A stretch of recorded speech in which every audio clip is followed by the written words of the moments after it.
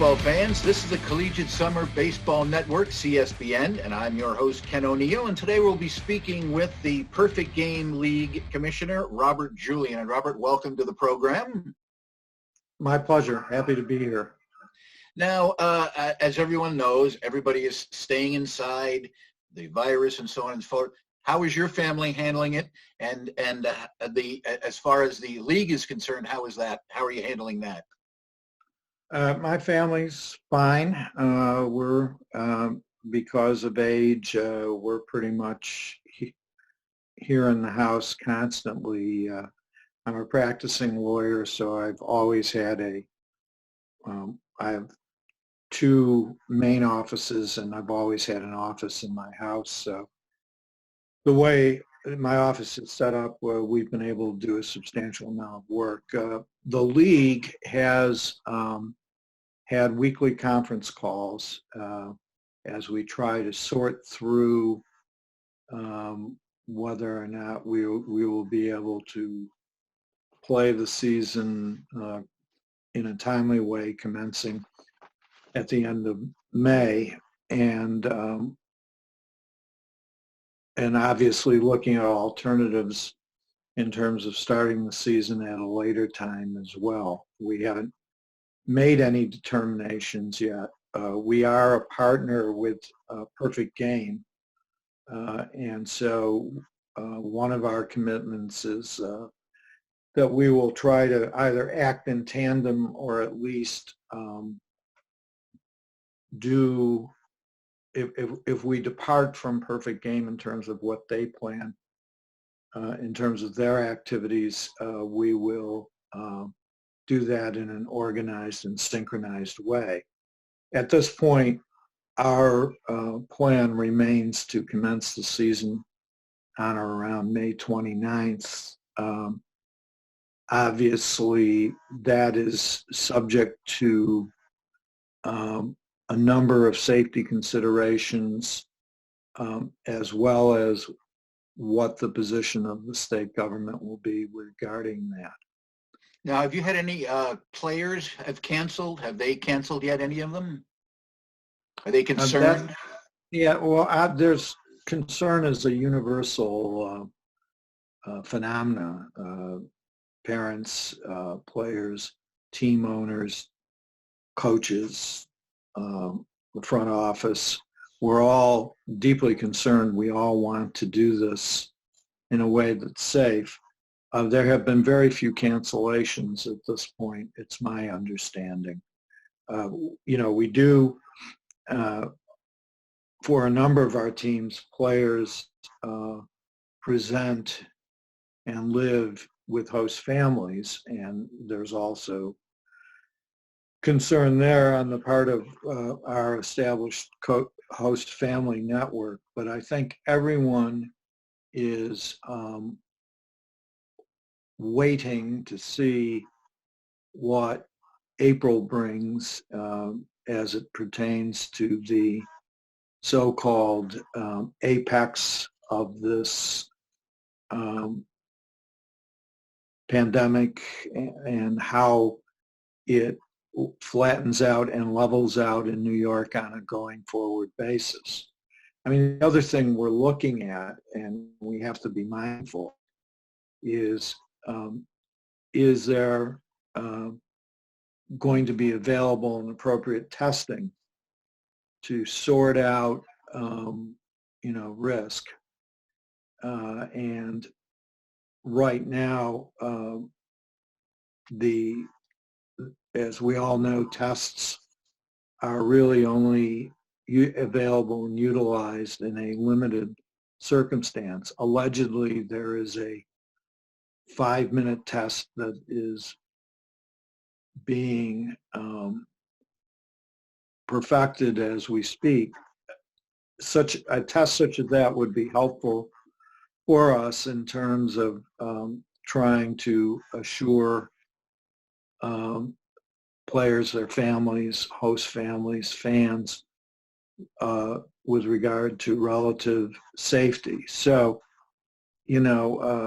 the other thing we probably will do as we get closer to the season is have players and host families sign HIPAA forms, release forms, and give us affirmations that they've either had the condition or that or had the virus, or that they have not had the virus.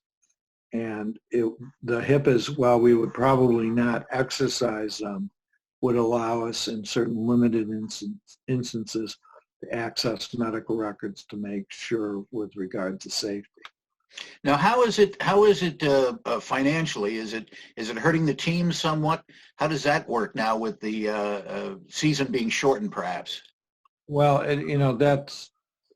that's potentially very damaging, and what we have attempted to do is to evaluate whether the existing SBA programs are applicable to us, and we believe they are. And most of our teams, I believe, have made individual applications for the payroll protection component at minimum of that plan. That, depending on when the money is released, that would certainly help. We've also, I have, as the president of the league, been in touch with each of the landlords to start a dialogue with them with regard to relief as it pertains to stadium rent, because once again, we have little knowledge as to whether we're going to play a full season or not.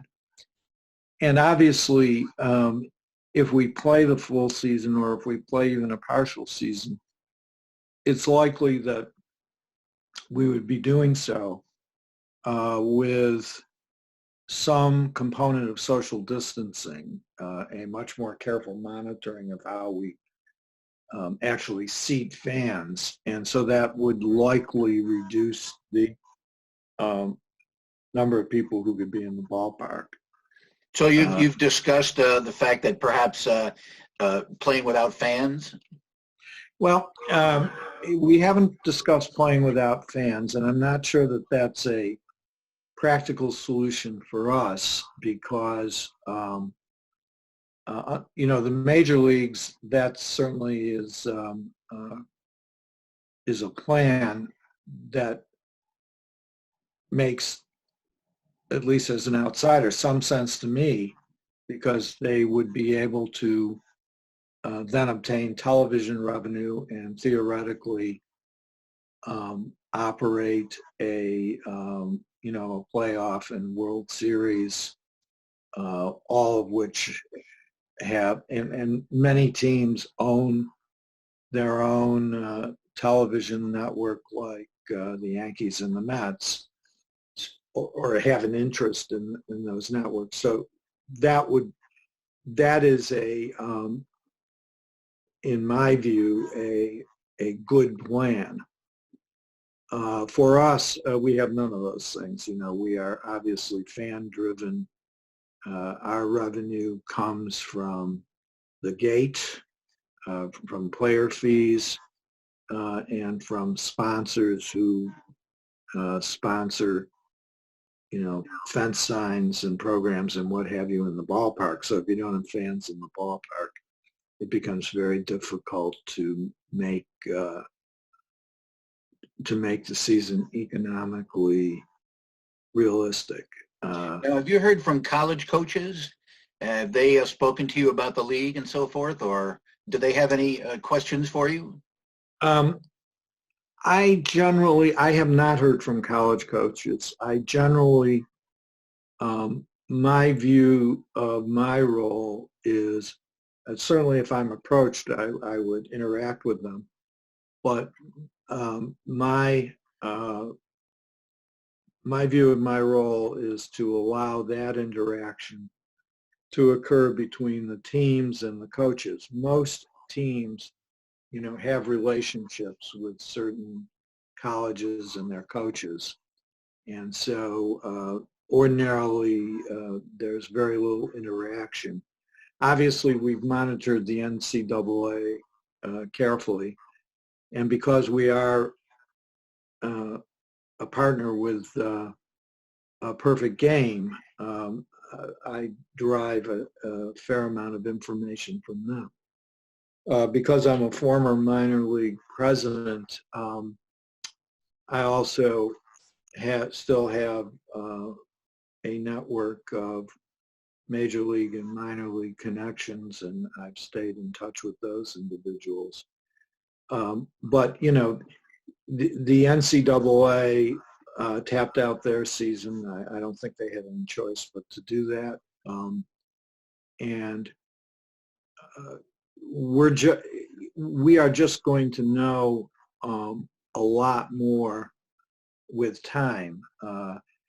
Anyone who knows anything about epidemiology, and I'm a trial lawyer, and I have done cases in which epidemiology is involved, which means I know enough about it to be dangerous to myself and others.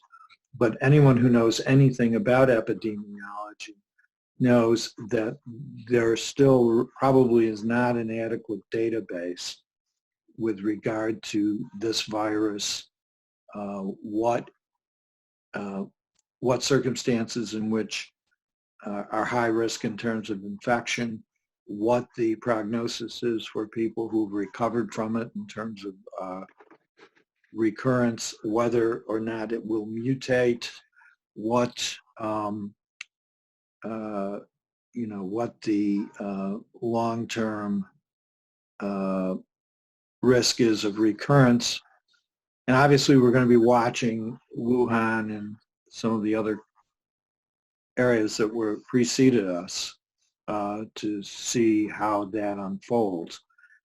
So we still have some time to evaluate risk. We're obviously not going to do anything knowingly to put people at risk, and we're going to follow all of the accepted protocols. It's just at this point, the accepted protocols nationally and statewide are not based on a particularly sound information base. And finally, those who bought tickets, will they be getting refunds if there's no league or that type of thing? People are concerned about that. Yeah, obviously there is a continued obligation on our part to try to play a season. And if not, I think that issue really depends on the individual contractual arrangement between the business or the fan and the team. And it's not exactly like this is something that we've done before. This has never happened in the history of sports. No, it hasn't. And part of it's, if I could just wax philosophical briefly, we all want to play because baseball, more than any other sport, has a cultural significance for our country, and whether it's the Great Depression or World War II or the Vietnam War, social unrest, baseball has always been there. We've always seen baseball as a beacon. Jackie Robinson, Ted Williams, heroically flying missions in both World War II and the Korean War. So the reemergence of baseball is important, and its continued vibrancy and life is important. And I'm not just talking about Major League Baseball. We provide baseball for smaller communities who venerate the game and think it to be an important cultural component of that community's life. So if rolling over financial arrangements between teams and advertisers helps preserve baseball in that community, if reducing the rent in terms of the landlord or forgiving the rent for the season helps to keep the thing alive and vibrant, I would argue that that's an important cultural step for all of us to take. Well, I'll tell you what, baseball has always been my favorite sport, and it always will be my favorite sport. And you got to have, I mean, putting the virus aside, you got to have baseball. You have to. Right. Not football, not basketball, not hockey, baseball. Well, you know, the thing that people need to comprehend is these teams are a very sophisticated business because they recruit players. They're the same type of business as a major league team or a minor league team.